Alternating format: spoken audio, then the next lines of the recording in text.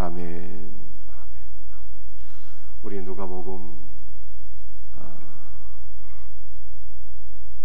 22장 23장 말씀을 보게 되면 예수님께서 십자가 처형을 당하실 때 4번 법정에 서게 되죠.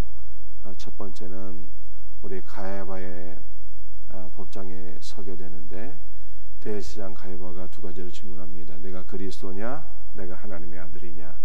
내가 그렇다 라고 말씀하심으로 말미암아 신성 모독죄가 되어서 죽이기에 합당한 자로 판결을 받게 됩니다. 그러나 로마 이 유대인들의 이 사내들인 공회는 사람을 죽일 수 있는 권한이 없어서 유대 종교 지도자들이 2번째로 빌라도의 법정에 예수님을 끌고 가서 고소를 하게 되죠. 그래서 예수님의 죄가 총 4가지로 되어 있습니다. 첫 번째는 이미 가야바의 법정에서 판결을 받으신 대로 신성모독죄, 그리고 3가지 죄가 더 추가가 되는데, 백성을 미혹하는 자, 세금 바치는 것을 금하는 자, 그리고 자칭 왕이라 라고 하는 이 3가지 제목이 더해져서 예수님께서 신문을 받으시게 돼요. 그러나 신문 과정에 예수님께서 갈릴리 사람이라는 것을 안 빌라도가 갈릴리 지역을 관할하는 헤롯에게로 보내게 됩니다. 그러나 헤롯은 예수님에게서 특별한 죄를 발견할 수가 없어서 다시 빌라도의 법정으로 보내게 되죠. 빌라도의 법정에서 예수님은 3번이나 무죄 판결을 받으셨지만, 그러나 유대인들에게서 항의가 들어오고 또 밀란이 일어나려 하는 것을 보면서 빌라도가 할 수 없이 예수님에게 사형을 언도하게 됩니다. 사형을 언도하면서 유대인들이 요구하는 대로 바라바는 놓아주게 되는데, 바라바는 아버지의 아들이란 뜻이에요. 아버지의 아들은 바로 저와 여러분입니다. 그래서 예수님께서 죽으심으로 우리가 노임을 받게 되었다. 죄와 사망에서, 마귀의 속박에서 저와 여러분들이 노임을 받게 된 것입니다. 예수님께서 사형 언도를 받으시고 골고다 언덕으로 올라가시는데, 이미 로마 군병들이 휘두른 채찍에 의해서 많은 피들을 쏟으시고 탈진하셔서 십자가를 감당할 수가 없으셨어요. 그래서 누가 예수님의 십자가를 대신 지고 갔습니까? 구레네 사람 시몬이었어요. 그래서 한 십자가를 예수님도 짊어지고 구레네 사람 시몬도 짊어지게 되었어요. 그래서 그 십자가 안에서 위대한 교환이 일어나게 되었는데, 시몬의 죄는 예수님에게로 가고 예수님의 십자가의 모든 공로는 시몬에게로 와서 시몬의 가정이 위대한 믿음의 가정이 된 것입니다. 여러분들, 우리에게도 십자가에서 위대한 교환이 일어나게 됐어요. 우리의 죄는 예수님께로, 예수님의 생명과 은혜와 복은 다 우리에게로 오게 된 거예요. 이것을 믿음으로 누려야 됩니다. 그런데 이것을 정말로 날마다 누리기 위해서는요, 십자가를 거부하는 자가 되어서는 안 돼요. 힘들지만 십자가가 생명이요, 십자가가 우리에게 복인 것을 믿고 십자가를 감당하는 자들에게 위대한 영적 교환이 이루어지게 될 것을 믿으시기를 바랍니다. 자, 오늘은 우리가 3가지 이 말씀이 있는데요, 많은 내용들이 있지만 다 다룰 수가 없고 간단하게 3가지 사건 속에 나타난 말씀들을 한 가지씩 살펴보겠습니다. 첫 번째 사건은요, 예수님께서 골고다 언덕으로 가실 때 예수님을 따르던 많은 예루살렘 여인들이 있었는데 그 여인들에게 주신 말씀이에요. 누가복음 23장 28절입니다. 말씀을 같이 읽도록 하겠습니다. 예수께서 돌이켜 그들을 향하여 이르시되, 예루살렘의 딸들아, 나를 위하여 울지 말고 너희와 너희 자녀를 위하여 울라. 예루살렘의 딸들은 누구일까요? 예루살렘에 있던 많은 여인들을 가리키는 것입니까? 여러분들, 예수님께서 십자가에 운명하실 때 따르던 많은 여인들이 있었는데 그 여인들 가운데 일부는 저 북쪽 갈릴리에서부터 예수님을 따라온 여인들도 있었습니다. 그러므로 예루살렘의 딸들이라고 하는 것은 예루살렘에 사는 주민들을 가리키는 것이 아니에요. 주 예수를 믿고 따르는 성도를 가리키는 거예요. 저와 여러분들을 가리키는 것입니다. 성도는 예루살렘의 딸들입니다. 이것은 우리가 하늘 예루살렘, 거룩한 새 예루살렘에 속한 자라고 하는 뜻이고, 성도는 거룩한 하늘 새 예루살렘을 세우는 일에 쓰임받는 자녀라고 하는 뜻입니다. 예수님은 예루살렘의 딸들에게 나를 위하여 울지 말라고 말씀하셨어요. 이것은 예수님의 죽음 때문에 슬퍼하지 말라는 뜻입니다. 성도에게 예수님의 죽음은 슬픔이 아니라 기쁨이요, 감사요, 찬송의 제목입니다. 왜 그렇습니까? 예수님의 죽음으로 죄가 종결되었잖아요. 저주가 종결되었습니다. 예수님의 죽음으로 우리의 영원한 사망도 종결된 것입니다. 예수님은 죽었으나 또한 3일 만에 다시 살아나셨습니다. 예수님의 부활로 우리에게 의가 임했고 복이 임했고 생명이 임하게 되었습니다. 그러므로 우리는 주 예수의 죽음과 부활 때문에 슬퍼하는 자가 아니라 기뻐하고 감사하며 찬송하는 자가 되어야 하는 것입니다. 예수님은 예루살렘의 딸들에게 나를 위하여 울지 말고 너희와 너희 자녀를 위하여 울라고 말씀하셨습니다. 이것은 예수님의 죽음 안에 있는 우리의 죄를 바라보고 우리의 죄 때문에 슬퍼하고 우리의 죄로 인하여 회개해야 된다는 뜻입니다. 예수 그리스도의 십자가를 바라보면서 나의 죄로 인하여 죽임당하신 주 예수를 바라보면서 우리의 모든 죄를 깨닫고 우리의 죄 때문에 울며 회개할 수 있는 우리 복된 성도들이 될 수 있기를 주의 이름으로 축복합니다. 우리 예수님은 나를 인하여 슬퍼하지 말고 너희와 너희 자녀를 위하여 울라고 말씀하셨어요. 이것은 우리의 자녀가 예수 그리스도의 십자가의 은혜를 아는 믿음의 자녀가 될 수 있도록 자녀들을 위하여 기도하라는 뜻입니다. 그러므로 우리는 자녀를 위하여 기도할 때 단순히 좋은 대학에 들어가고 좋은 직장에 취업하는 것만을 위해서 기도하는 자가 되어서는 안 되는 것입니다. 우리는 자녀들을 위해서 기도할 때 믿음의 사람이 될 수 있도록 기도해야 되고요, 보다 더 구체적으로 십자가의 은혜, 예수님의 피의 공로를 경험하는 자녀들이 될 수 있도록 기도하셔야 돼요. 여러분들, 성경은 피는 생명이라고 말씀했어요. 십자가의 보혈을 경험할 때 주님의 생명이 많은 거예요. 여러분들, 피는 단순히 생명이 아니라 피에는 부모의 DNA가 들어있는 것처럼 피에는 그리스도의 영적 DNA가 다 들어있어요. 예수 그리스도의 인성과 신성과 그분의 생명과 주 예수의 모든 것이 다 들어있는 거예요.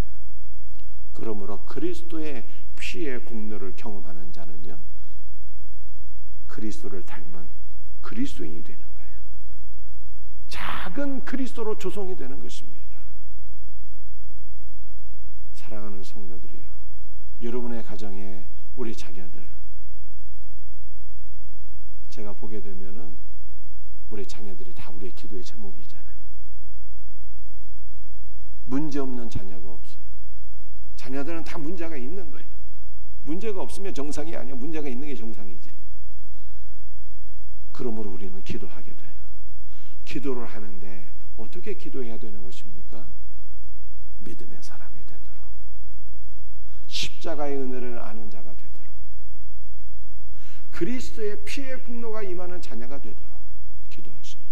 피 안에서 생명을 얻을 수 있도록, 피 안에서 그리스도의 영적 DNA를 다 소유하는 자녀가 되도록, 그리스도의 피 안에서 그리스도의 인성과 그리스도의 신성을 소유해서 우리 자녀들의 성품이 그리스도의 성품으로 변화될 수 있도록, 저들이 그리스도를 닮은 작은 그리스도가 될 수 있도록 기도하라라고 하는 것이 주님의 말씀이에요. 이 말씀을 붙잡고 날마다 우리의 자녀들을 위하여 기도하고 응답받는 복된 성도들, 복된 가정이 될 수 있기를 주님의 이름으로 축복합니다. 사랑하는 성도들이여, 진실로 예수님의 피가 우리의 소망인 거예요. 주님의 피에 소망을 두고 날마다 기도하며 응답받는 복된 성도들 되시기를 주 예수의 이름으로 축복합니다. 두 번째 우리가 살펴볼 말씀은 십자가의 한편 강도예요. 누가복음 23장 42절 43절 함께 같이 읽도록 합니다. 이르되 예수여 당신의 나라에 임하실 때에 나를 기억하소서 하니 예수께서 이르시되 내가 진실로 내게 이르노니 오늘 내가 나와 함께 낙원에 있으리라 하시니라. 아멘. 예수님께서 십자가에 못 박히실 때 예수님의 좌우편에 두 명의 강도가 같이 십자가에 못 박히게 되었습니다. 그런데 이들은 다 일평생 죄만 짓고 살던, 사람을 죽이고 강도짓을 하던 중죄인들이었어요. 십자가는 중죄인이 달리는 거예요. 이 양평 강도가 처음에는 다 예수님을 부정하고 예수님을 욕하게 되었습니다. 내가 그리스도가 맞느냐? 네가 이스라엘의 구원자가 맞다면 지금 너와 우리를 구원하라. 이렇게 예수님께 얘기했습니다. 그러나 한평 강도는 예수님의 십자가에 운명하는 마지막 모습을 바라보면서 회심하게 되고 은혜를 받게 됩니다. 예수님께서 십자가에 달리실 때 자신을 죽이던 자들을 위해서 기도하셨어요. 주여 저들의 죄를 용서하소서. 이거는 사람이 할 수 있는 말이 아니거든요. 십자가의 한평 강도가 예수님의 마지막 모습을 바라보면서 은혜를 받게 돼요. 그리고 그 한평 강도가 생의 마지막 순간에 구원을 받게 되는 것입니다. 여러분들 어떻게 구원을 받게 되었을까요? 십자가의 한평 강도는 구원을 받게 되는데 주 예수의 은혜로 구원을 받게 되는 거예요. 두 명이 일평생 지은 것이라고는 죄뿐이 없는 자들이에요.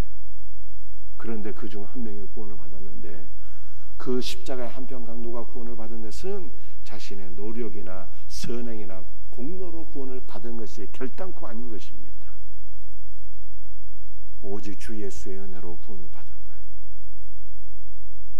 그러므로 로마서 3장 24절에 이렇게 말씀하고 있습니다. 그리스도 예수 안에 있는 속량으로 말미암아 하나님의 은혜로 값없이 의롭다 하심을 받았느니라. 여러분들 값없이는 공로 없이 자신의 공로가 아니라 하나님의 은혜로 의롭다 하심을 받고 하나님의 은혜로 구원을 받는 것입니다. 이것이 십자가의 한평 강도를 통해서 입증이 되었어요. 구원은 나의 선행이나 노력이 아니라 공로가 아니라 오직 주 예수의 은혜로 받는 것이다. 여러분들 십자가의 한평 강도가 구원을 받게 되었는데요. 어떻게 구원을 받았습니까? 주 예수의 이름을 부를 때 구원을 받게 되었어요. 주 예수의 이름을 부를 때 예수여 당신의 나라에 임하실 때 나를 기억하소서. 여러분들, 하나님의 나라가 누구의 것이에요? 주님의 것이에요. 예수님이 하나님 나라의 왕이요 주인이십니다. 그 나라의 주인 되신 주 예수의 이름을 불렀어요. 예수여 당신의 나라에 임하실 때 나를 기억하소서. 주님이 말씀하셨어요. 내가 오늘 나와 함께 낙원에 있으리라. 여러분들, 예수의 이름은 구원의 이름이에요. 예수라고 하는 단어 자체가 이름의 뜻이 구원이에요. 구원. 주 예수의 이름은 구원의 이름이요 생명의 이름인 것입니다. 그러므로 예수의 이름을 부르는 자는 구원을 받게 되고 영적 생명을 얻게 되는 거예요. 그러므로 예수님의 이름은 우리가 영원히 잊어서는 안 되는 이름이에요. 천재 과학자 존 뉴턴이 생애 마지막에 치매가 걸렸는데 만유 인력을 발견한 존 뉴턴이 그 천재 중에 천재가 모든 것을 다 잊어버렸는데 두 가지는 기억했다잖아요. 두 가지는 예수님께서 나의 구원자가 되신 것과 내가 죄인인 것을 잊지 않았다는 거예요. 우리는 모든 것을 다 잊는다 해도 영원토록 잊지 말아야 될 것이 있는데 주 예수의 이름이에요. 여러분들이 주님의 나라에 이르기까지 건강하시고 온전한 정신을 가질 수 있기를 주의 이름으로 축복합니다. 그러나 혹시 우리가 치매가 걸린다 할지라도 영원토록 잊지 말아야 될 것이 단 하나 있는데 그것은 주 예수의 이름이에요. 주님이 나의 구원자가 되신다는 것, 주님이 나의 하나님이 되신다는 것, 이것을 잊으면 안 되는 거예요. 주 예수여 당신의 나라에 임하실 때 나를 기억하옵소서 라고 고백한 십자가의 한편 강도처럼 우리는 마지막 생의 마지막 순간에도 예수님의 이름을 부르며 예수님의 이름을 의지하며 기도할 때 주님의 나라에 넉넉하게 들어가게 되는 것입니다. 이 놀라운 은혜가 우리 모두에게 있기를 주의 이름으로 축복합니다. 그러므로 바울이 로마서 10장 13절에도 이렇게 말씀하고 있잖아요. 누구든지 주의 이름을 부르는 자는 구원을 얻으리라. 누구든지 남녀노소 빈부 귀천막론하고 선한 자이든지 약한 자이든지 막론하고 누구든지 십자가의 한편 강도처럼 악한 자라 할지라도 누구든지 주의 이름을 부르는 자는 주 예수의 이름을 부르는 자는 구원을 얻게 되는 것입니다. 믿음으로 예수님의 이름을 부르는 자는 다 구원을 받게 돼요. 예수님의 이름이 우리의 소망이에요. 예수님의 이름이 구원입니다. 예수님의 이름이 생명입니다. 주의 이름을 부르는 자는 구원을 받게 돼요. 이 놀라운 은혜가 날마다 우리의 삶 속에서 경험되어지기를 주 예수의 이름으로 축복합니다. 마지막 세 번째는 예수님이 운명하실 때 일어난 사건입니다. 누가복음 23장 45절 46절 말씀입니다. 함께 말씀을 같이 읽도록 합니다. 성소의 휘장이 한가운데가 찢어지더라. 예수께서 큰 소리로 불러 이르시되 아버지 내 영혼을 아버지 손에 부탁하나이다 하고 이 말씀을 하신 후 숨지시니라. 예수님께서 마지막 최후로 기도하시는 것이 무엇입니까? 아버지여 내 영혼을 아버지 손에 의탁하나이다. 이렇게 기도하고 운명하셨어요. 여러분들 우리도 우리의 모든 것을 아버지의 손에 의탁하셔야 돼요. 우리의 죽고 사는 것, 우리가 날마다 행하는 모든 것들 아버지께서 우리를 붙잡아 주셔야 되는 거예요. 아버지께서 아버지의 손으로 복을 주셔야 되는 거예요. 아버지께서 아버지의 손으로 우리 향하는 모든 일에 친히 우리와 함께 행하실 때, 전능하신 손으로 우리를 도우실 때 그 은혜로 우리가 살아가는 거예요. 우리의 모든 행사를, 우리의 죽고 사는 모든 문제를 아버지의 손에 의탁할 수 있는 복된 성도가 되기를 주의 이름으로 축복합니다. 그런데 예수님께서 이렇게 기도하고 운명하실 때 성소의 휘장이 위로부터 아래로 쫙 찢어지게 되었어요. 여러분들, 성소에는 세 가지 휘장이 있었어요. 세 가지 휘장이 외부에서 성막 뜰 안으로 들어올 때 통과하는 첫 번째 휘장이 있었고, 두 번째 휘장은 성소의 뜰에서 성소 안으로 들어갈 때 통과하는 성소의 휘장이 있었고, 세 번째 휘장은 성소에서 지성소 안으로 들어갈 때 통과하는 지성소의 휘장이 있었어요. 예수님께서 운명하실 때 찢어진 휘장은 세 번째, 성소에서 지성소 안으로 들어갈 때 통과하는 이 지성소의 휘장이에요. 그 휘장이 찢어지게 되었더라, 이렇게 말씀하고 있어요. 여러분들, 이 지성소 안에는 누가 들어가는 것입니까? 대제사장이 1년에 한 차례 대속죄일에 짐승의 피를 가지고 지성소 안으로 들어가서 언약궤 위에 피를 뿌림으로 말미암아 이스라엘 백성들의 죄가 사해지게 되는데, 이 지성소 안으로 들어가는 휘장이 찢어지게 되었다는 거예요. 여러분들, 이것은 두 가지 의미를 가지고 있는데요. 첫 번째는 이제 짐승의 피를 가지고 죄를 사하는 정교의 종결이 오게 되었다는 것입니다. 옛것은 다 폐하게 되었다는 거예요. 유대의 종교는 끝나고 이제는 주 예수의 피로 죄 사함 받고 주 예수의 피로 생명을 얻는 새로운 영적 시대가 도래하게 되었다라고 하는 것을 보여주고 있는 거예요. 여러분들, 지성소 안으로 들어가는 휘장이 찢어지게 되었다라고 하는 것은요, 하늘 지성소로 들어가는 휘장이 찢어지게 되었다는 거예요. 그러므로 이제 우리에게는 새로운 살길이 열리게 되었는데, 그 살길이 무엇입니까? 히브리서 10장이 이렇게 말씀하고 있어요. 우리가 예수의 피를 힘입어 성소에 돌아갈 담력을 얻었으니 그 길은 우리를 위하여 휘장 가운데로 열어놓으신 새로운 살길이요, 휘장은 곧 그의 육체니라.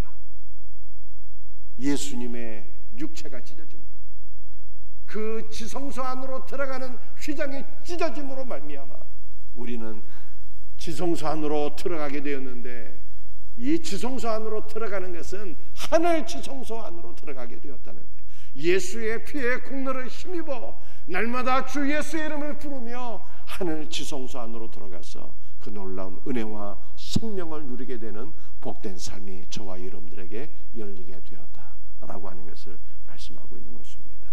그러므로 날마다 예수의 피의 공로를 힘입어 날마다 주 예수의 이름을 부르며 하늘 지성소에 놀라운 은혜와 생명을 누릴 수 있는 복된 성도들이 다 될 수 있기를 주 예수의 이름으로 축복합니다.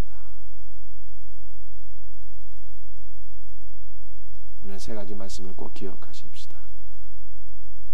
우리와 우리의 자녀들을 위해서 기도하세요. 오늘 이 새벽에 여러분의 자녀들에게 그리스도의 피의 공로가 임할 수 있도록 기도하시길 바랍니다. 주 예수의 이름이 구원이요 생명이에요. 주 예수의 이름을 잊지 말고 날마다 주 예수의 이름을 부르며 기도하시기를 바랍니다. 주 예수의 이름을 부르며 기도할 때 하늘 지성소 안으로 들어가는 놀라운 은혜를 경험하게 돼요. 이 은혜가 우리 모두에게 있기를 주님의 이름으로 축복합니다.